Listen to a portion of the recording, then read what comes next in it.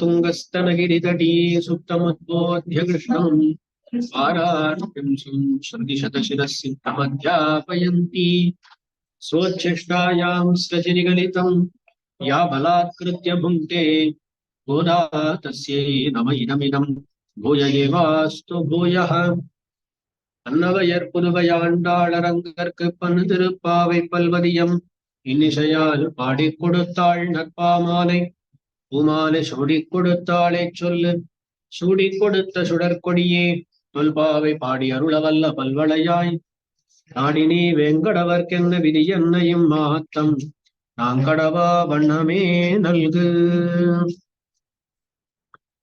திருப்பாவை में अब तक हम 21 पाशुरों का अनुभव लिए।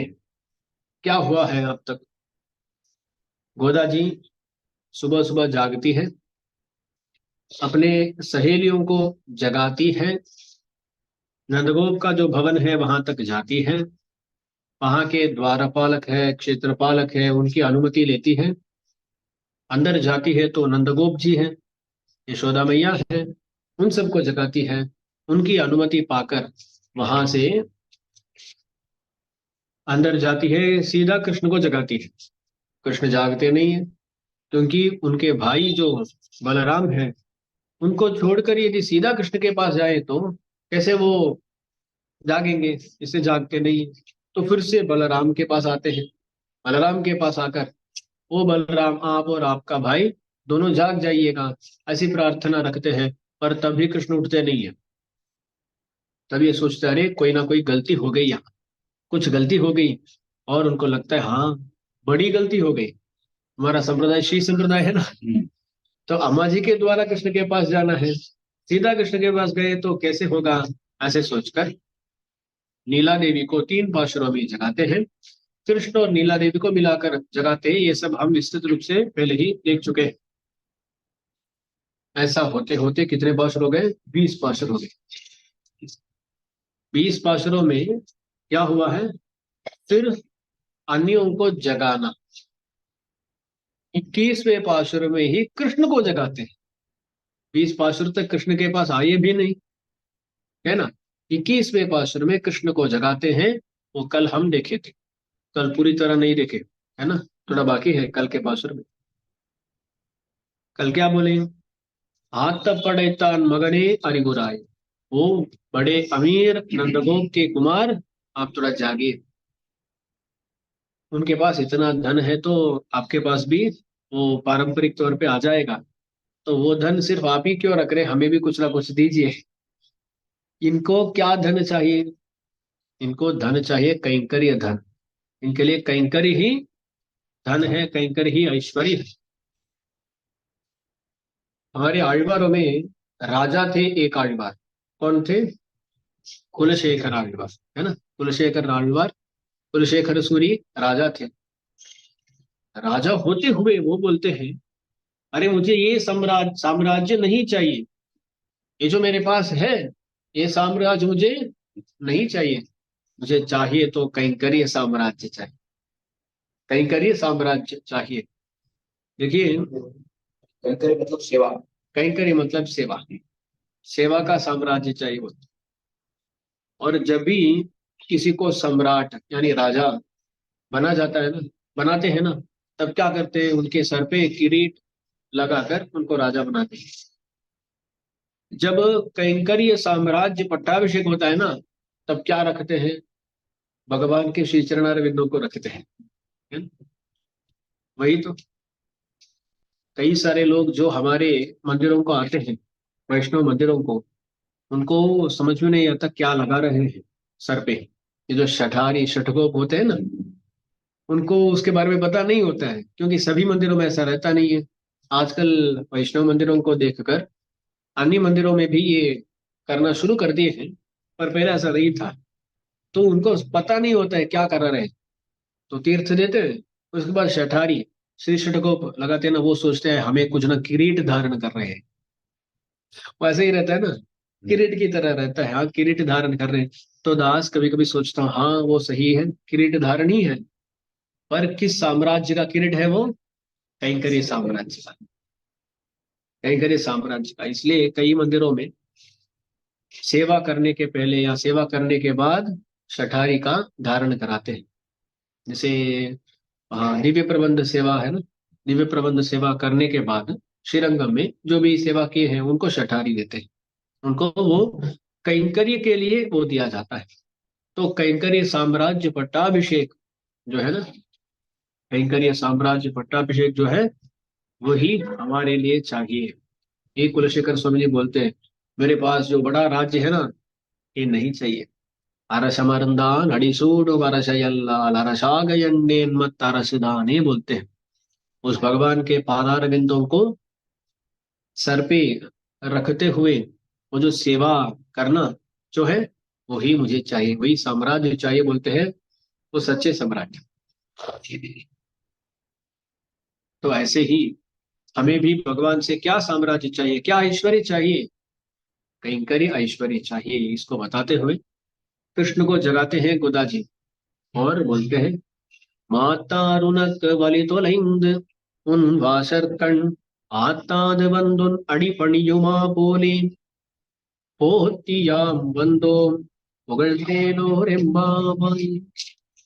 मातार उनक वलि तोलैंद, एक दृष्टांत बता रहे हैं, हम आपके पास ऐसे आए हैं जैसे काकासुर इत्यादि आपके विरोधी आपसे झगड़ा करके सभी जगह घूम के आपके पास ही आते हैं, वैसे हम भी आए हैं।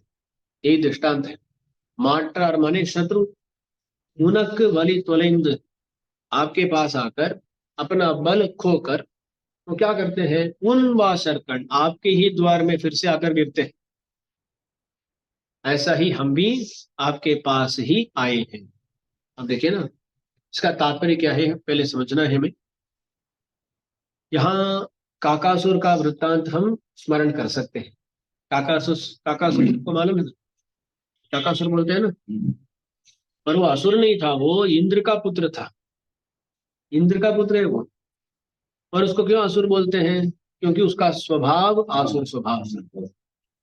उसका स्वभाव आसुर स्वभाव था, इसलिए उसको काकासुर कहते हैं। क्या होता है, भगवान श्री राम, सीता जी और लक्ष्मण जंगल के लिए प्रस्थान किए और पहले चित्रकूट में आकर रुकते हैं। चित्रकूट में रुकते हैं। चित्रकूट में रहते समय क्या होता है, एक बार राम और सीता जी अकेले रह रहे, अकेले हैं कहीं पर। थोड़ी देर तक सीता जी राम के गोद में लेटती हैं और कुछ देर बाद राम सीता जी के गोद में लेटते हैं।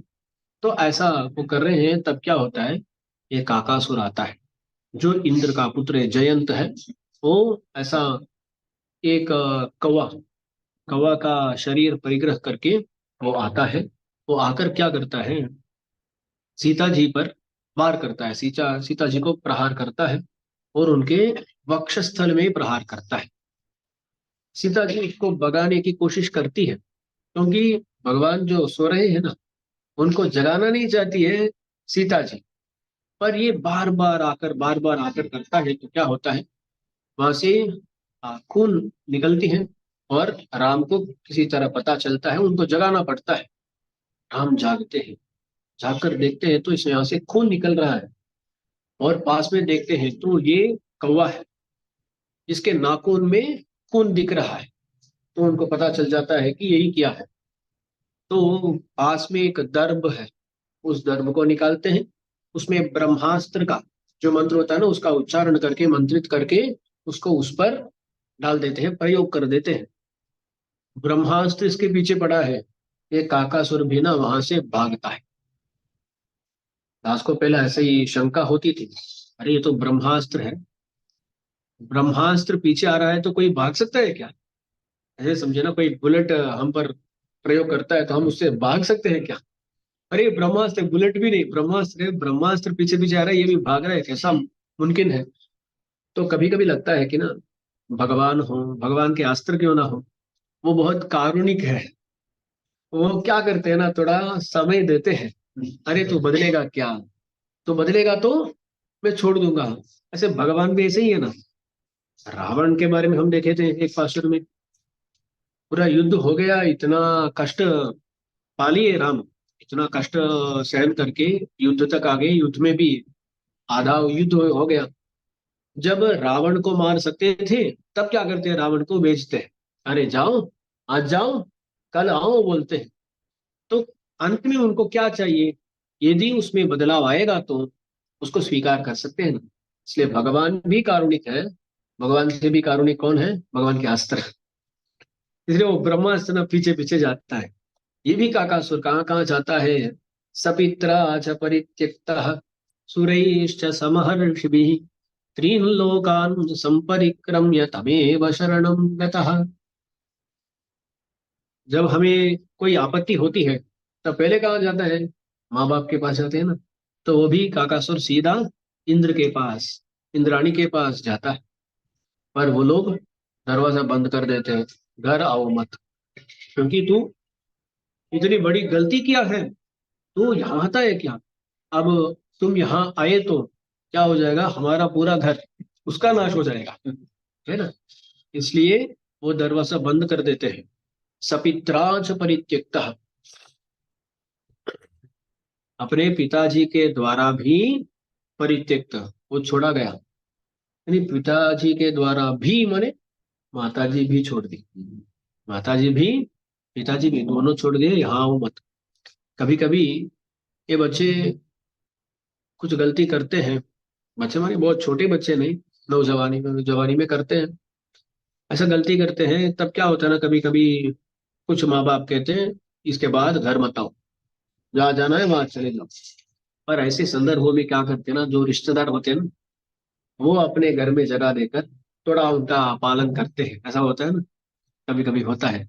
तो ये क्या करता है, अरे माँ बाप छोड़ दिए तो हम क्या करेंगे, देवताओं के पास जाएंगे, हमारे रिश्तेदार है ना, उनके पास जाएंगे। तो उनके पास जाता है, वो सोचते हैं, वो भी वही सोचते हैं, अरे कोई जाकर सर्वेश्वर को तंग करके यहाँ आएगा क्या। तो वो भी छोड़ देते हैं, सुरैश्चा, सुर माने देव, जो भी उनके रिश्तेदार देव है ना, वो सभी छोड़ देते हैं। तो ये सोचता है, अच्छा, तो महर्षि लोग जो होते हैं ना, वो बड़े कारुणिक होते हैं, उनके पास गए तो वो रक्षा करेंगे हमें। ऐसा सोचकर वो कहाँ जाता है, महर्षियों के पास जाता है। वो महर्षि भी छोड़ देते हैं, वो बोलते हैं अरे हम रोज तपस्या करते हैं, ध्यान करते हैं, ये सब करते हैं भगवान के प्रति। उस भगवान उस भगवान की पट्टमहिषी सीता देवी, उनकी यहाँ अपचार करके तो हमारे पास ही आएगा क्या। हम कभी भी ऐसे अपचार करने वालों को बचाएंगे नहीं, वो भी बोल देते हैं। और ये ऐसा है कि क्या करता है, बार बार घूमता रहता है। कभी कभी होता है कि कुछ लोग ना भिक्षा के लिए आते हैं, कुछ ना कुछ देते हैं तो भी वो जाते नहीं है, वो बार बार वहीं आते रहते हैं। अरे आज नहीं तो फिर से थोड़ा ज्यादा मिल जाएगा क्या, मिला नहीं तो और भी मिल जाएगा क्या, ऐसे सोच से बार बार आते रहते हैं ना। वैसा ही एक आकासुर भी, अरे एक बार हमें छोड़ दिए तो फिर से जाकर एक बार ट्राई करेंगे, थोड़ा करुणा होगी क्या। ऐसा देखने के लिए वो क्या करता है, बार बार आता है इनके पास। हर एक बार वो दरवाजा बंद करके इसको भगा देते हैं। पर ऐसा जाता है, त्रीन लोकान संपरिक्रम्य, तीनों लोकों में घूम कर अंत में वो थक जाता है। थक जाता है, क्या करता है, तमेव शरणम गतः, उसी राम के पास आकर गिरता है। राम के पास आकर गिरता है। गिरते समय भी ना, कैसे गिर सकता था वो, राम के पदारविंद ऐसे है तो उनके प्रति अपने सर रखते हुए गिर सकता था, पर ऐसा गिरा नहीं, उल्टा आकर गिरा वो, उल्टा आकर गिरा। तब वहां सीता जी क्या करती है, तच्चिरः पादयोस्तस्या योजयामास जानकी, जिनके प्रति वो अपचार किया, जिस अम्मा जी के प्रति वो अपचार किया है ना, वही अम्मा जी क्या करती है, उस कौवे का जो सर है ना, उसको भगवान के पादार बिंदों के ओर घुमाती है। अम्मा जी करती है, तच्चिरः पादयोस्तस्य योजयामास, उसका जो सर है शिरः, उसको पादयो योजयामास, तो वो है अम्मा जी की करुणा। इसलिए बोलते हैं अम्मा जी पास में थी इसलिए कौवा बचा, अम्मा जी राम के पास नहीं थी इसलिए रावण मारा गया। आप देखें तो इसके बारे में चर्चा कर सकते हैं ये काकासुर बड़ा अपराध किया या रावण बड़ा अपराध किया? क्योंकि रावण सीता जी को ले गया, हाँ ले गया, पर ये सीधा आकर वक्षस्थल में ही प्रहार करता है, ये तो बड़ा अपचार है ना। तो इसके बारे में चर्चा कर सकते हैं, काकासुर या रावण, कौन बड़ा अपराध किया? पर अंत में देखिए ना, कौवा बच गया, रावण मारा गया। क्यों? एक ही विषय है, अम्मा जी पास में थी राम के पास, मारने नहीं देती है, मारने नहीं देती है। और जब रावण को मारने वाले थे भगवान, तब अम्मा जी पास में नहीं है, इसलिए रावण मारा गया। विनोद रूप से एक बात बताता हूँ, हमारे एम ए वेंकट कृष्ण स्वामी जी है ना, वो किसी उपन्यास में बता रहे थे, बहुत सुंदर लगा दास को। एक बंदा एक पुस्तक लिखता है, एक बंदा पुस्तक लिखता है, और ये जो भी पुस्तक लिखते हैं ना, वो पहले पेज में डेडिकेटेड टू लिखते हैं, ये इनको समर्पित है, ऐसा लिखते हैं ना। ये क्या करता है, ये पुस्तक लिख लिया और डेडिकेटेड टू माई वाइफ, ये समर्पित है मेरी पत्नी को, ऐसा लिखता है। ये पुस्तक जब पब्लिश ये सब हो गया, ये पुस्तक पहली बार आता है, वो पत्नी लेकर देखती है, खोलती है तो डेडिकेटेड टू माई वाइफ, बहुत खुश हो जाती है, क्योंकि मुझे डेडिकेट किए हैं, समर्पित किए हैं, वो बहुत खुश हो जाती है। वो डेडिकेशन का जो पेपर होता है ना, उसमें क्या होता है, ऊपर होता है और नीचे कुछ और सेंटेंस होता है, वो लिखा है, dedicated to my wife, due to whose absence I could complete this book. मतलब क्या है, ये मेरी पत्नी को समर्पित करता हूँ, जो यहाँ न रहते हुए इस पुस्तक को समाप्त करने दी, क्योंकि वो अपने पियर को गई होगी या कुछ हुआ, इसलिए वो नहीं थी, तब मैं इसको समाप्त कर पाया, ऐसा लिखा है। तो पहले खुशी, नीचे देखते ही क्रोधित हो गई पत्नी। देखो ऐसा राम जो है ना, वो अपने सारे जीतों को समर्पित करते हैं सीता जी को, है ना, समर्पित करते हैं और बोलते dedicated to my wife Sita, due to whose absence I killed all this people, है ना।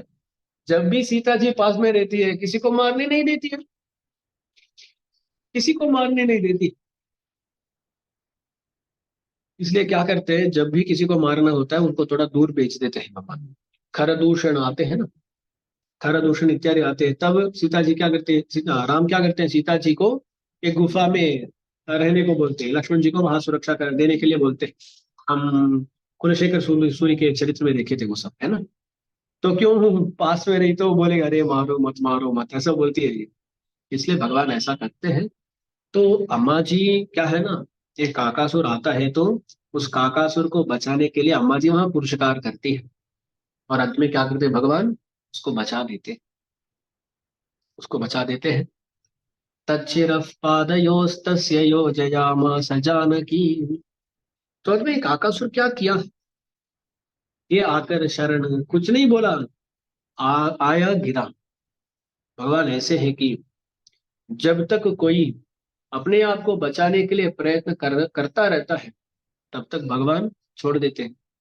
तू तुमको अपने आप को बचाने वाला है तो बचा लो, मैं क्यों करूं। जब कोई उस प्रयत्न को छोड़ देता है, भगवान अब रेडी हो जाते हैं, मैं देख लूंगा। तो हम हमारी रक्षा के लिए कुछ भी प्रयत्न ना करें, ये काफी है हमारे,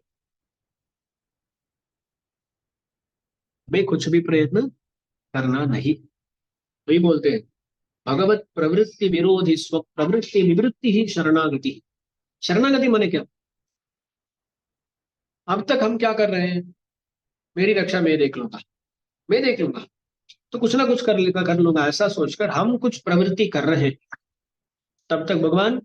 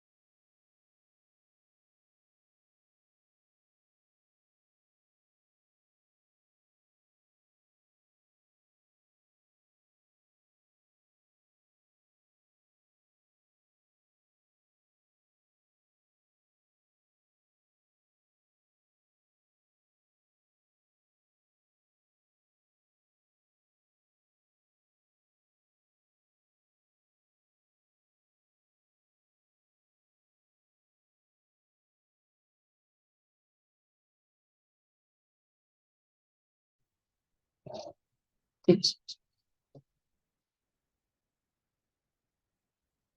ठीक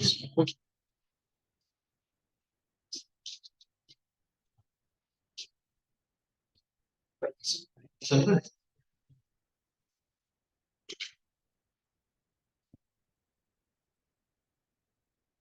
तो गजेंद्र जी जब तक प्रयत्न कर रहे थे तब तक भगवान आए नहीं। वो सोच रहे थे मैं देख लूंगा, मैं गजेंद्र हूँ। और बाद में समझ में आता है नहीं। धीरे धीरे वो नीचे जाते हैं तालाब में। पहले पैर डूब जाते हैं, शरीर डूबता है, उनका मुख भी डूब जाता है। उनका जो तुंड है ना, सूंड, सूंड सिर्फ वही बाहर है। अब देखते हैं इसके बाद हम हमारी रक्षा नहीं कर सकते।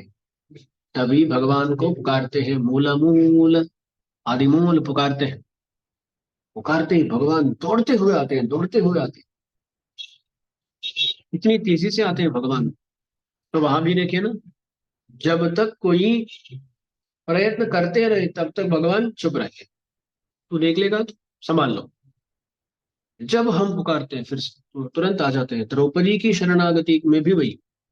द्रौपदी पहले अपने आप को बचाने की कोशिश करती है। जब वो दोनों हाथ को छोड़कर भगवान से विनती करती है ना, अपनी अपना प्रयत्न छोड़ दी, तब भगवान आ गए बचाने के लिए। है ना? तो ऐसा ही यहाँ भी काकासुर कुछ प्रार्थना भी नहीं किया, सिर्फ अपने को बचाने का जो प्रयत्न है ना, उसको छोड़ा।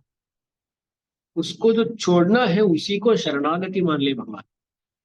उसी को शरणागति मानकर उसको बचा दिए। पर ब्रह्मास्त्र जिसका प्रयोग हुआ है उसको तो व्यर्थ नहीं कर सकते। तो कौवा का एक आंख निकाल देते हैं। नहीं होता। तो ऐसा हुआ। ये काकासुर वृत्तांत में हम देखते हैं कि ये भगवान के जो विरोधी होते हैं ना, उनकी कोई और गति नहीं रहती है। कोई और रक्षक नहीं होता है। रक्षा चाहिए तो फिर से कहाँ आना है? भगवान के पास ही आना है। तो भगवान के शत्रुओं के लिए जैसा कोई और रक्षक नहीं रहता है, वैसे ही हम भी आए हैं। कहते हैं ये लोग, जैसे आपके शत्रु आपके दरवाजे के सामने ही आकर खड़े हो जाते हैं, वैसे ही हम भी आए हैं, ये गोदा जी कहती। अब देखिए ना, यहाँ दृष्टांत कुछ है, उदाहरण कुछ है, उपमान कुछ है, और ये कुछ बता रहे हैं। इसमें हमें सही तरह समझना है क्या संबंध है। कभी कभी ऐसा होता है, हम जाकर बोलते हैं अरे वो स्वामी जी शेर की तरह है। तो आपको ये नहीं पूछना है कि स्वामी उनका पूंछ कहाँ है। क्यों बता रहा हूँ ये मजाक के लिए नहीं बता रहा हूँ। जब हम बोल रहे हैं किसी को ये शेर की तरह है, हमारा तात्पर्य क्या है? शेर की तरह, हाँ, साहसी है या शूर है, वीर है। तो उपमान में से जो साधारण धर्म है, उस जिसको लेना उसी को लेना है ना? तो वैसा ही यहाँ, जैसे शत्रु आपके बाणों से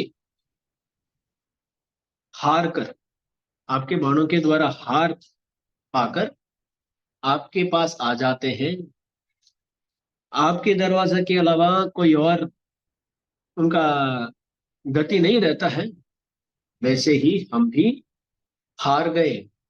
पर आपके बाणों से नहीं, आपके गुणों से हार गए। आपके गुणों से हार। तो दृष्टांत से वही लेना है, वो भी हार गए, हम भी हार गए। उनका हारना हुआ बाणों से, आयुधों से। हमारा हारना हुआ आपके गुणों से। यहाँ जीत हार इसका क्या लेना देना है? क्या जीत है, क्या हार है, तो समझना है हमें।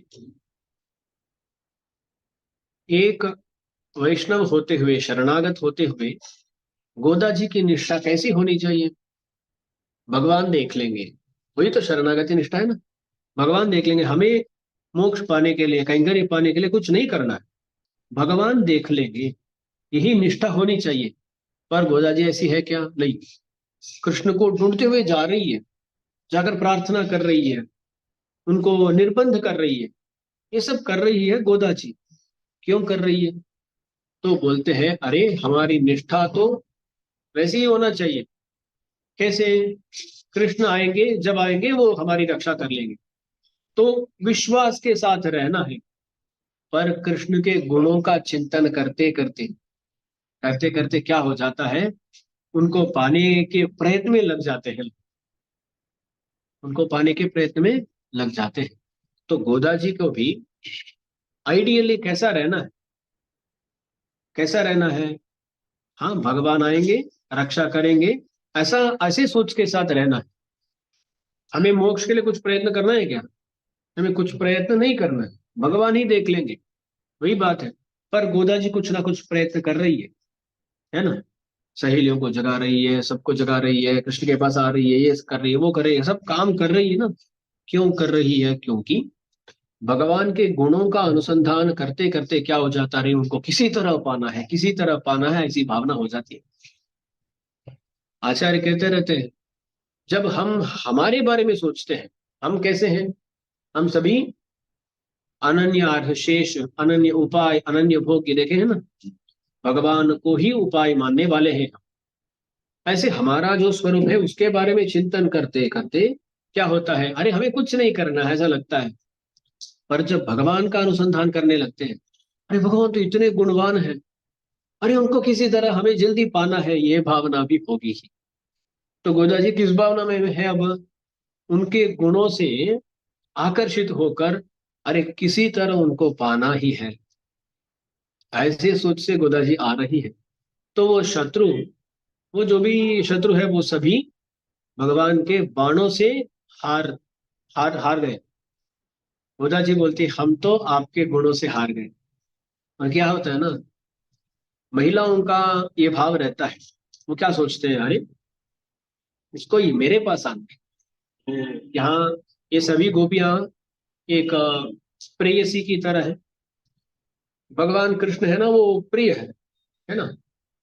तो महिलाओं का ये होता है कि उसको ही मुझे ढूंढते हुए आना है। मैं उसके पास जाऊंगी नहीं, उसको ही मेरे पास आना है। पर गोदा जी यहाँ क्या कर रही है? वो स्वयं कृष्ण के पास जा रही है, क्योंकि कृष्ण के गुण ऐसा करते हैं, उनको यहाँ रहने नहीं देते, वो आकर्षित करते हैं।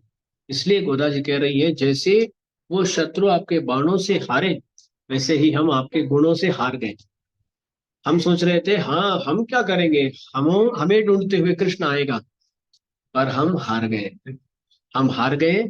आपके गुणों का अनुसंधान करके करके हम आपके पास आना चाहते हैं, किसी तरह आपको पाना चाहते हैं। तो यहाँ गोदा जी दो विषयों को कहती है। एक है, हमारे लिए भी कोई और रक्षक नहीं है, हम अगति हैं, आपके अलावा कोई और गति नहीं है।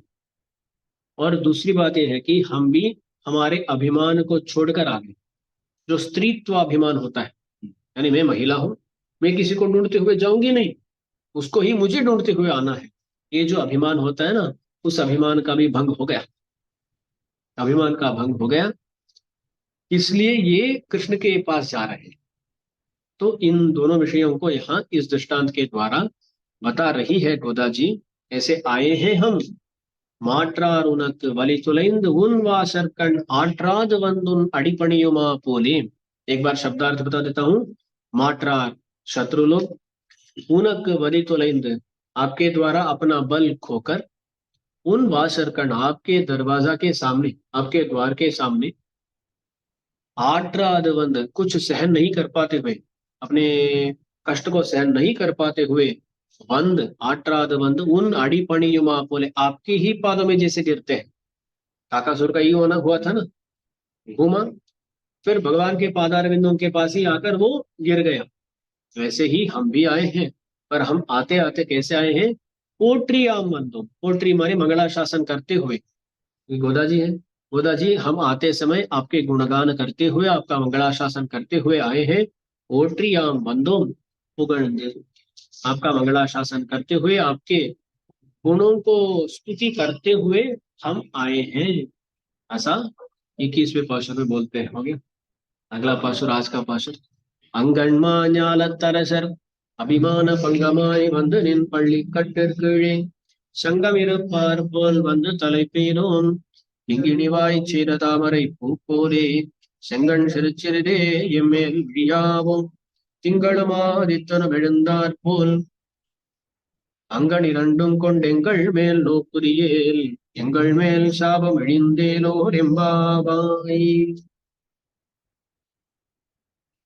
21वें पाशुर में भगवान को जगाते हैं और बोलते हम ऐसे आए हैं।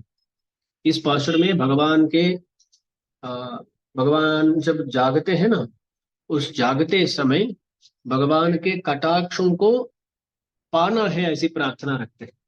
भगवान का कटाक्ष की प्रार्थना इस पाशुर में। तो पहले इस पाशुर में भी क्या करते हैं, एक दृष्टांत बताते हैं। हम ऐसे आए हैं, कैसे आए हैं? अंगण्मान्यालतरशर अभिमान पंगमाई बंद நின் பள்ளிக்கட்டிற்கீழே சங்கமிருப்பார் போல் வந்து तலை பெய்தோம்। दुनिया में बहुत सारे राजा हैं। अंगण मां न्याल ताराशर, न्यालम माने पृथ्वी भूमि, मां न्यालम माने महापृथ्वी, अमकण माने बहुत सुंदर सुंदर प्रदेश वाली महापृथ्वी। ये जो भूमि है, ब्रह्मांड है ना, इसमें बहुत सारे सुंदर सुंदर प्रदेश है ना, वो अमकण सुंदर प्रदेश वाली महापृथ्वी बड़ी भूमि है। यानी ये जो भूमि है, ब्रह्मांड है, इसमें बहुत सारे प्रदेश है। इस ब्रह्मांड की सृष्टि करते हैं ना भगवान। इस ब्रह्मांड में क्या क्या सृष्टि करते हैं, हम जब ब्रह्मांड में भेजे जाते हैं, यानी हमारी सृष्टि होती है। जीवात्मा की सृष्टि माने जीवात्मा को शरीर मिलता है। अच्छा, जब शरीर मिलता है तब क्या होता है ना, हमारे पूर्व कर्मों के हिसाब से ही हमें शरीर मिलता है, उसके हिसाब से ही हमें फल भोगना पड़ता है, उसके हिसाब से ही हमें कहीं ना कहीं रहना भी पड़ता है ना। तो इस दुनिया में देखे तो कुछ भोग्य रहते हैं। क्या रहते हैं? भोग्य, जिनका अनुभव हम करते हैं। भोगोपकरण रहते हैं, जिनके द्वारा हम अनुभव करते हैं। और कुछ स्थान रहते हैं, जिनको बोलते हैं भोग स्थान। क्या कहते हैं? भोग स्थान। तो भोग स्थान, भोग्य, भोगोपकरण, ये सब रहते हैं इस दुनिया में, है ना। अब एक है ना हमारा घर है, ये घर क्या है? ये भोग स्थान है।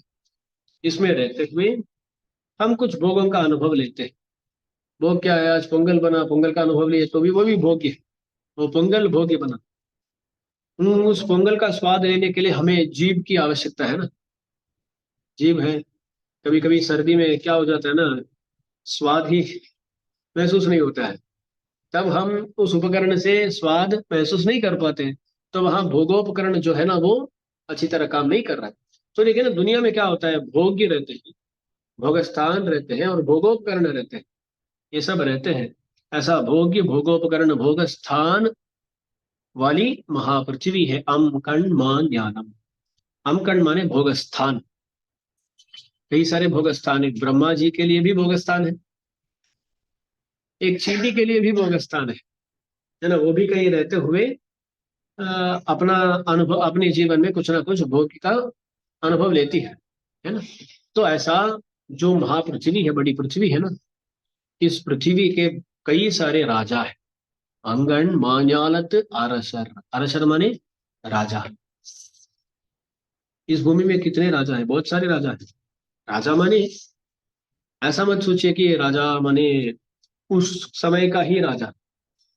उदय जी के समय में वो जो राजा थे वो अलग से थे, आज भी है ना। उनको हम राजा नहीं कहते हैं, हम क्या कहते हैं? मुख्यमंत्री कहते हैं, ये एमएलए कहते हैं, कुछ ना कुछ कहते हैं। और अंत में वो भी राजा की तरह ही है। आज कभी कभी सोचता हूँ, अरे राजाओं के समय से आज का बदलाव बहुत ज्यादा नहीं है। कई सारे राष्ट्र में क्या होता है, पिताजी मुख्यमंत्री रहते हैं, बाद में उसका ही पुत्र मुख्यमंत्री बनता है। कितने राष्ट्रों में ऐसा नहीं हो रहा है? हमारे यहाँ भी ऐसा ही है, तमिलनाडु में। अब देखे तो कई सारे जगह में ऐसा ही है। यूपी में देखे तो भी वहां भी ऐसा ही है ना। क्या करता है, कोई पिताजी है तो उसका पुत्र ही नेक्स्ट, वो उस पार्टी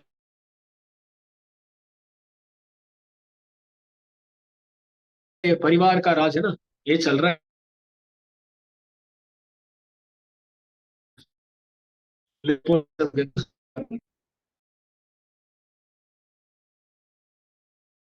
एक परिवार ही है, उसमें उस परिवार को छोड़कर किसी किसी और परिवार का आना ये भी होता था ना, अभी होता है। क्या है ना, तब बहुत सारे युद्ध होते थे, आज चुनाव से ही होता है। वो तो डिफरेंस है, उसके अलावा कुछ नहीं है। अच्छा है, तो आज भी दुनिया में देखते हैं बहुत सारे राजा है, तब भी राजा थे। कृष्ण के समय में जो राजा थे ना, ऐसे विरोधी राजा बहुत सारे लोग थे। अंगन मान्याल तरसर, उस समय में ब्रह्मांड में महापृथ्वी भूमि में रहने वाले जो भी राजा थे ना, वो क्या करते थे, कृष्ण के साथ जब भी झगड़ते थे ना, अंत में क्या हो जाता, उनका पराजय हो जाता। अरसर अभिमान भंगमाई। हम अब भी देखते हैं ना, ये छोटे मोटे जो लोग होते हैं ना, उनका भी बहुत बड़ा अभिमान रहता है। उनका भी बड़ा अभिमान रहता है, बड़ा अहंकार रहता है। अरे कोई एमएलए बन गया तो वो सोचता है कि मैं ही पूरा ब्रह्मांड का नायक हूँ, है ना, अभिमान रहता है ना। ऐसा कृष्ण के समय में भी छोटे मोटे राजाओं का भी बहुत बड़ा अभिमान रहता था कि मैं ही बड़ा हूँ, मैं ही सर्वेश्वर हूँ। पर कृष्ण के सामने आते ही क्या हो जाता, उनका पराजय हो जाता। और अभिमान भंग, अभिमान भंग, वो तमिल में भकार नहीं होता है, अभिमान पंगमाई बोलते हैं। अच्छा, पर संस्कृत शब्द है अभिमान भंगमाई। उनका जो अभिमान है ना, दुरभिमान है, मैं ही इतना बड़ा राजा हूं, मैं इतना बड़ा अधिप हूँ, उसका भंग हो जाता है, अभिमान भंगमाई। और क्या कहते हैं, वंद, कृष्ण के पास ही आ जाते हैं। वंद निन पल्ली कट्टिरकिड़े, भगवान का जो सिंहासन है ना, उस सिंहासन के नीचे आकर बैठ जाते हैं। अरे हम यही रहेंगे। यदि कृष्ण ही बोले अरे आपका जो राज है ना मैं फिर से दे देता हूँ, आप जाइएगा, तो बोलते अरे एक बार अपमान हो गया है, फिर से हम कहीं जाने वाले नहीं है, आपके सिंहासन के नीचे ही हम रहेंगे। ऐसा करके, ऐसा कह के, वो पल्ली कट्टेर कीड़े संगमिर पारपोल, ऐसे राजा एक दो नहीं, इनका बहुत सारे समूह है वहां। संगमिर पारपोल, बहुत सारे संघ है, ऐसा बहुत सारे समूह है। संगमिर पारपोल, जैसे वो आए हैं वैसे ही हम भी आए हैं। अब देखिए ना, वो राजा अपने राज्य को खोकर कहीं और न जाते हुए भगवान के पास आ गए, और भगवान के पास आकर बोलते हैं, भगवान के सिंहासन के नीचे रहते हुए, अरे आपके अलावा हमारा कोई और राजा नहीं है, कोई और स्वामी नहीं है। वैसे ही गोदा जी भी यहाँ क्या कहना चाहती है, गोदा जी कहती है, हमारा अभिमान भंग हो गया, स्त्रीत्वाभिमान का भंग हो गया, हम आ गए, और आगे आपके अलावा हमारा कोई अब नहीं रहा, कोई नहीं रहा। जैसे विभीषण जी लंका को छोड़कर आ गए ना, तो कैसी स्थिति में है वो, लंका को छोड़कर आ गए, फिर से लंका को तो जा नहीं सकते, फिर से लंका को जा नहीं सकते। भगवान अंगीकार करे तो सही, भगवान अंगीकार नहीं करे तो उनके लिए कोई और नहीं है। वही अनन्यार्थ शेषत्व बोलते हैं। हमारे कौन स्वामी है, स्वामी है तो सिर्फ भगवान ही स्वामी है, स्वामी है तो सिर्फ भगवान ही स्वामी है, कोई और हमारे स्वामी नहीं है। इसी को अनन्यार्थ बोलते हैं। तो आंडाल गोदा जी कहती है, अरे हम आपके दास बनकर आए हैं, आपके शेष बनकर आए हैं, आप यदि छोड़ दिए तो भी हमारा कोई और स्वामी नहीं, सिर्फ आपके ही हम हैं। क्योंकि हमारे घरों को छोड़कर आ गए, फिर से अब घर गए तो भी कोई हमें अंगीकार करने वाला नहीं है, इसलिए आप पर विश्वास करते हुए आ गए, आप ही हमें संभालेंगे। तो यहाँ अनन्यार्थ शेषत्व इसको बता रहे हैं गोदा जी। और ऐसा भी है कि आपके सिंहासन के नीचे रहना है, कोई और हमें नहीं चाहिए यहाँ रहना।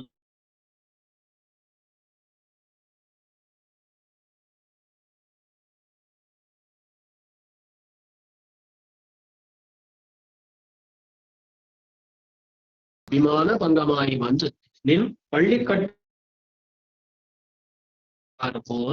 बंद, संग संग बनाकर, बहुत सारे समूह बनाकर है, वैसे ही हम भी बंद तलैपेदोन, हम भी आए हैं। जैसे कृष्ण के समय में बहुत सारे राजा आकर कृष्ण के सिंहासन के थे, वैसे ही हम भी आपके यहाँ आए हैं। वंद तले पे आए हैं, और आपको तले पे दो माने आपके पास आए, आए हैं आपके पास आए हैं। वंद तले पे दो। यहाँ देखिए, गोदा जी यहाँ कृष्ण के पास जाती है, ऐसे ही कहते हैं ना, हम पास जाते हैं। हमें भी हमारे जीवन में कहाँ जाना है? भगवान के पास जाना है। जाना है कि नहीं? भगवान का जो समीप है, भगवान का समीप जाना है। पर समीप जाना माने क्या? इसका अर्थ क्या है? कल से हम भगवान के पूजा घर में ही रह गए, रह जाए क्या? समीप जाना माने उसका तात्पर्य क्या है? नहीं तो कुछ लोग बोलते हैं, स्वामी जी भगवान का समीप, भगवान के समीप रहना है ना, तो हम श्रीरंगम आ जाएंगे, श्रीरंगम में घर बनाकर वहां आ जाएंगे, सेटल हो गए, तो भगवान के नजदीक आ गए। तो वो है क्या? नहीं है। भगवान के पास जाना, वो मानसिक होना चाहिए, मानसिक होना चाहिए। शारीरिक तौर पे हम जाकर भगवान के पास बैठ सकते हैं, 24 घंटे भगवान के पास ही, पूजा घर के पास ही रहते हैं जी, बोल सकते हैं। पर मन में भगवान के पास नहीं, तो ऐसा कुछ भी फायदा नहीं है। कोई कहीं विदेश में रह सकते हैं, पर वो भगवान के पास भी रह सकते हैं। हम एक विदेश में रहते हुए भी भगवान से बहुत दूर भी हो सकते हैं। यही तो सच है ना? तो बंद तले पेरो, हम आए हैं और आपके पास आए हैं। पास आना क्या है? मन में होना चाहिए ये।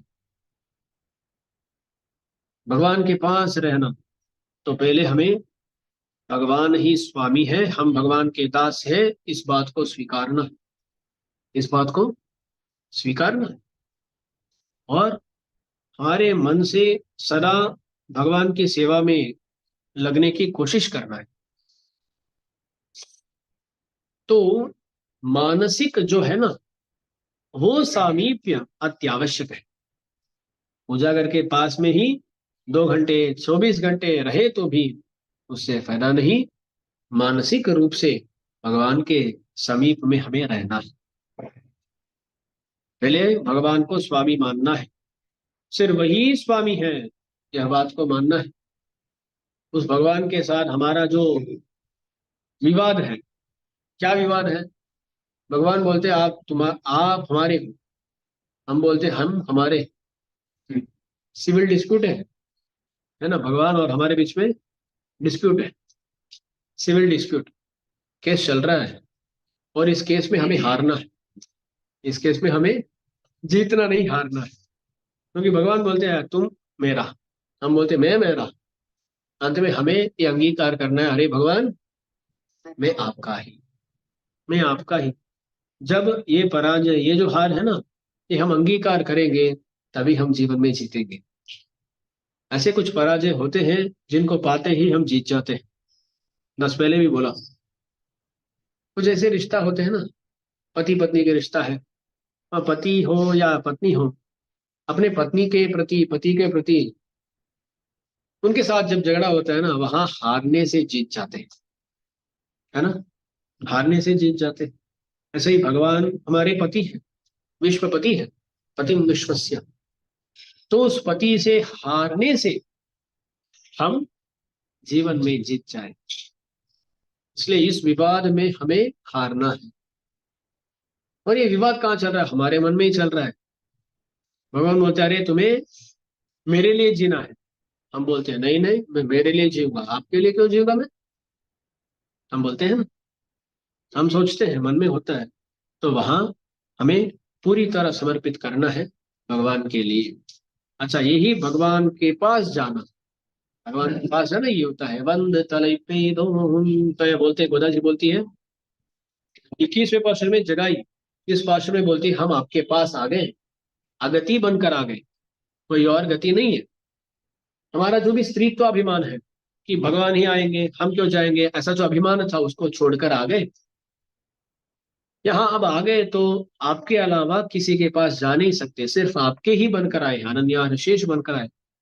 आपके अलावा कोई और प्रयोजन भी नहीं है, आपको ही प्रयोजन मानकर आए हैं। ये सब बोलती है गोदा जी। और इसके बाद प्रार्थना करती है। ये क्यों आए हैं? भगवान जब जागेंगे, कृष्ण जब जागेंगे, उस संदर्भ में उनका सौंदर्य देखने के लिए आए। आप प्रार्थना करते हैं, अरे भगवान, आप जब जागेंगे ना, जागते समय कोई अपना अपने आंखों को पूरी तरह खोलता नहीं है, धीरे धीरे खोलते हैं ना। तो गोदा जी कहती है, आप जब जागते हुए धीरे धीरे आपके आंख खोलेंगे ना, ऐसा उसका दर्शन चाहिए, उस समय में आपका कटाक्ष चाहिए। भगवान पूरी तरह अपने आंख खोल दिए तो तब क्या हो जाए ना, बहुत सारा कटाक्ष मिल जाएगा।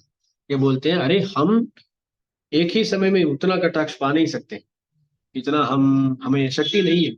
तो पहले आप धीरे धीरे से खोलेंगे ना, तब वो कटाक्ष चाहिए, उससे हम थोड़ा सेटल हो जाएंगे तो बाद में पूरा पूर्ण कटाक्ष। तो पहले धीरे धीरे से खोलते समय जो कटाक्ष है ना, वो पाने को, वो पाने की प्रार्थना करते हैं। बोलते हैं, किंगिणी माई चैदा तामரை பூ போலே செங்கண் சிரிச்சிருதே எம்மேல் விழியாகும்। भगवान के आंखों का वर्णन करना है। जागते समय भगवान के आंख कैसे हैं? लेकिन साधारणतः भगवान के आंखों का उपमान क्या होता है? अरविंद, अरविंदाक्ष कहते हैं, पुंडरीकाक्ष कहते हैं हम, क्योंकि पुंडरी की तरह विशाल, ऐसा बहुत सारे गुण है जिनसे पुंडरी को, यानी अरविंद को, कमल को भगवान का नयनों का उपमान के रूप में हम स्वीकारते हैं। यहाँ क्या है ना, भगवान अभी अभी खोल रहे हैं, तो पूर्ण रूप से विकसित अरविंद यहाँ उपमा नहीं बन सकता है ना। पूर्ण रूप से विकसित पद्म यहाँ नहीं हो सकता है। क्या होता है ना, जब कमल मुकुलित होता है और अभी अभी विकसित होने वाला है, पूर्ण रूप से विकसित हुआ नहीं, ऐसे कमल को ही यहाँ दृष्टांत बताना है ना। तो इसलिए क्या कर रहे हैं, किंगिणीवाई चैद तामरई पू बोलते हैं। देखिए क्या, कुछ नूपुर में, कुछ आभरणों में क्या करते हैं ना, उसमें से वो शब्द आवाज आने के लिए क्या करते हैं, ऐसा राउंड राउंड सा रहते हैं, घंटा की तरह, घंटा की तरह। पर वो क्या होता है ना, उसका जो मुंह होता है ना, उसको बंद कर देते हैं, पर पूर्ण रूप से बंद नहीं करते। ये भरतनाट्यम, ये सभी डांस करने वालों को देखिए कभी, उनके पैरों में,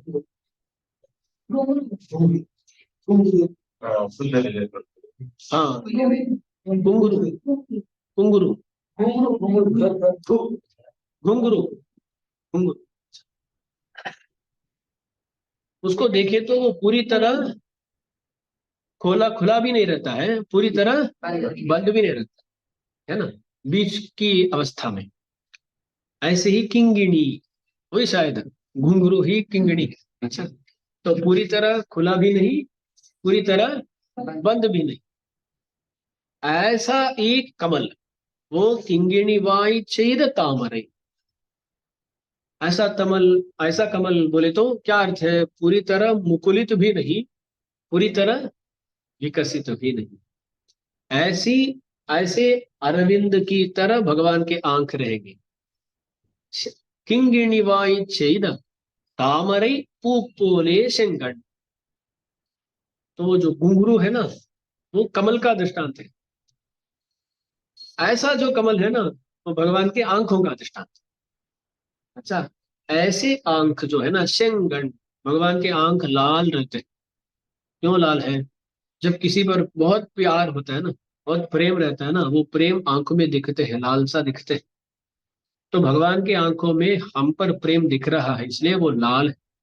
शेंगण चिर चिरदे, चिर चिरदे बोले तो तोड़ा तोड़ा, चिरिद माने तोड़ा, चिर चिरदे माने तोड़ा तोड़ा। तो आपके जागते समय आपके कटाक्ष तोड़ा तोड़ा हम पर गिरना है। चिर चिरदे ये में हम पर विड़ियावु, तो गिरेंगे नहीं क्या? तो गिरना है, ये प्रार्थना है। तो यार देखिए क्या हो जाता है, कभी कभी बहुत दिनों से बारिश नहीं गिरी है, बहुत दिनों से बारिश नहीं गिरी है, एक ही समय में पूरी बारिश बहुत जोर से गिरती है तो क्या हो जाता है, वो धरती पे गिरी की बारिश चली जाएगी। पर धीरे धीरे करेगी तो पहले क्या होगा ना, वो भूमि थोड़ा ऑब्जॉर्व करेगा, थोड़ा गीला होगा। उसके बाद बारिश गिरी तो वो ज्यादा ऑब्जॉर्व कर पाएगा, है ना, अपने में ले पाएगा। यहाँ ये लोग भी यही कर रहे हैं। बहुत दिन हो गए आपसे मिलकर, पहली बार जब आएंगे आप पूरा कटाक्ष हम पर प्रसारित कर दिए तो हम उसको सहन नहीं कर पाएंगे, उसको ले नहीं पाएंगे।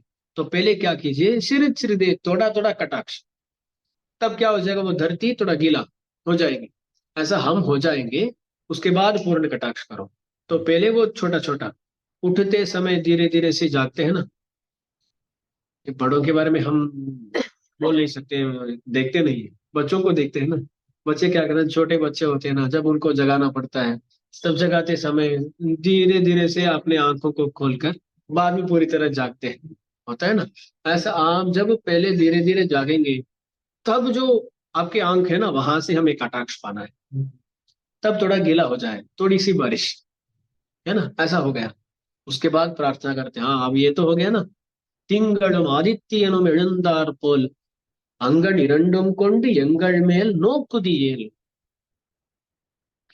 एंगल मेल नोकुदियल, नोकुदियल आप क्या है ना, पूर्ण कटाक्ष प्रार्थना कर रहे हैं, क्योंकि थोड़ा थोड़ा मिल गया ना।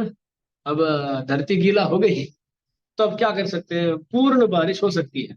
इसलिए आप बोलते हैं तिंगलम आदित्यनु எழுந்தார் போல்। भगवान के जो आंख है ना, वो कैसे हैं, सूर्य और चंद्र की तरह। कभी कभी ऐसा कहा जाता है चक्षुषी चक्षुषी चंद्र सूर्य। भगवान के जो आंख है ना, वो चंद्र और सूर्य। यहाँ ऐसा आप सोच सकते हैं कि भगवान के जो आंख है ना, वो चंद्र है और सूर्य है। ऐसा भी समझ सकते हैं कि एक ही आंख चंद्र की तरह भी दिखता है किसी को, किसी को सूर्य की तरह भी दिखता है। लेकिन ना, एक आंख चंद्र है, एक आंख सूर्य है, ऐसा भी समझ सकते हैं। नहीं तो दोनों आंखें किसी के लिए चंद्र की तरह है, किसी के लिए सूर्य की तरह है, ऐसा भी आप समझ सकते हैं। भक्तों के लिए चंद्र की तरह रहते हैं आंख, और विरोधियों के लिए सूर्य की तरह। जब नृसिंहावतार किए थे ना भगवान, भगवान एक ही समय में इस तरफ हिरण्यकशिपु पर गुस्सा दिखा रहे थे, और उसी समय में अपने प्रहलाद के ऊपर प्यार दिखा रहे थे। हमारे आचार्य एक दृष्टांत बताते हैं। एक बड़ी हाथी है, एक बड़ी हाथी है। वो हाथी ना एक शेर के साथ झगड़ता है, झगड़ती है। झगड़ते समय क्या होता है ना, उसके नीचे रहते हुए वो हाथी का जो बच्चा रहता है ना, वो दूध पी रहा होता है माँ से। अब लेकिन ना, वो हाथी जो है एक तरफ अपना गुस्सा दिखा रही है शेर के प्रति, और उसी समय में उस बछड़े के प्रति, उस बच्चे के प्रति प्यार भी दिखा रही। वैसे ही भगवान एक तरफ हिरण्यकशिपु के साथ झगड़ा कर रहे हैं, गुस्सा दिखा रहे हैं, और उसी समय में प्रहलाद पर अत्यंत प्रेम भी दिखा रहे हैं। तो भगवान की आंखों से दोनों रहते हैं, अनुग्रह क्रोध दोनों। तिंगड़म, तिंगड़ माने चंद्र, आदित्यन आदित्य, तिंगड़म आदित्यनम எழுந்தார் போல்। वो दोनों एक ही समय में उदय करे तो ऐसा नहीं होता ना। जब सूर्योदय होता है चंद्र का अस्तमन हो जाता है, जब चंद्र का उदय होता है सूर्य का अस्तमन हो जाता है। पर भगवान को देखने पर लगता है कि दोनों का उदय एक ही समय में हुआ है। திங்களும் ஆதித்யனும் எழுந்தார் போல் अंगण இரண்டும் கொண்டு। सुंदर आपके जो नेत्र हैं, जैसे चंद्र और सूर्य का एक ही समय में उदय हुआ है, ऐसे जो आपके सुंदर आंख है, सुंदर नेत्र है, उन आंखों से எங்களை நோக்குதேல் अंगर இரண்டும் கொண்டு எங்கள் மேல் நோக்குதேल। ऐसे जो दो आंख है, उनको लेकर हम पर आप कटाक्ष करेंगे तो। जब शिर चिरदे एमएल मीडिया वो, वहां धीरे धीरे से थोड़ा थोड़ा सा कटाक्ष प्रार्थना। यहाँ ऐसा नहीं, पूर्ण कटाक्ष प्रार्थना कर रहे हैं। आपकी जो आंख है, उन आंखों से पूर्ण रूप से हम पर आप यदि कटाक्ष करेंगे, तब क्या होगा, எங்கள் மேல் சாபம் இழிந்து, हम पर जो भी श्राप है वो सभी नष्ट हो जाएंगे। यानी यहाँ श्राप माने जब कोई ऋषि किसी पर कोई कुछ श्राप दे देता है ना, तब उससे कोई बच नहीं सकता, उसका अनुभव करना ही पड़ता है। वैसे ही अवश्य अनुभोक्तव्य जो भी हमारे कर्म है उनको यहाँ श्राप कह रहे हैं। हमारे जो भी कर्म है ना, वो सभी कर्म आपके कटाक्ष से नष्ट हो जाएंगे, इसलिए आपका कटाक्ष हमें चाहिए। तो इस भाषण में क्या कहे हैं, जैसे राजा अपना अभिमान छोड़कर आपके ही सिंहासन के नीचे रह जाते हैं, बोलते हैं आपके अलावा कोई और हमारा स्वामी नहीं, वैसे ही हम भी आपके यहाँ आए हैं, ये पहले बोलते हैं। और इसके बाद बोलते हैं, अरे हम आए हैं आपका जागते समय, आपके जागते समय जो कटाक्ष, थोड़ा थोड़ा सा कटाक्ष होता है ना, वो भी हमें चाहिए। उसके बाद आपके चंद्र और सूर्य की तरह जो दो नेत्र है, उनसे पूर्ण कटाक्ष भी चाहिए। ऐसा मिलने पर हमारे जो भी पाप है, हमारे जो भी विरोधी है ना, वो सभी मिट जाएंगे, नष्ट हो जाएंगे। ये प्रार्थना करती है गोदा जी इस भाषण में। अंगन्मान्यालतरशर अभिमान பங்கமாய் வந்து நின் பள்ளிக்கட்டிற்கீழே சங்கமிருப்பார் போல் வந்து தலை பெய்தோம் திங்கிணிவாய் செய்த தாமரை பூ போலே செங்கண் சிறு சிறிதே எம்மேல் விழியாவோம் திங்களும் ஆதித்யனும் எழுந்தார் போல் அங்கனிரண்டும் கொண்டெங்கள் மேல் நோக்குரியேன் எங்கள் மேல் சாபம் இழிந்தேனோர் எம்பாவாய் ஸ்ரீமத்தே விஷ்ணு சித்தாரிய மனோரந்தன ஹேதவே நந்தநந்தன சுந்தரியை கோதாயை நித்யமங்கலம் ஸ்ரீமதே ரம்ய ஜாமாதர முனீந்திராய மகாத்மனே ஸ்ரீரங்கவாசினே பூயாத் ஸ்ரீ நித்யமங்கலம் ஆழ்வார் எம்பெருமானார் ஜீயர் திருவடிகளே சரணம். जय श्रीमन्नारायण जय श्रीमन्नारायण जय श्रीमन्नारायण जय जय जय जय श्रीमन्नारायण.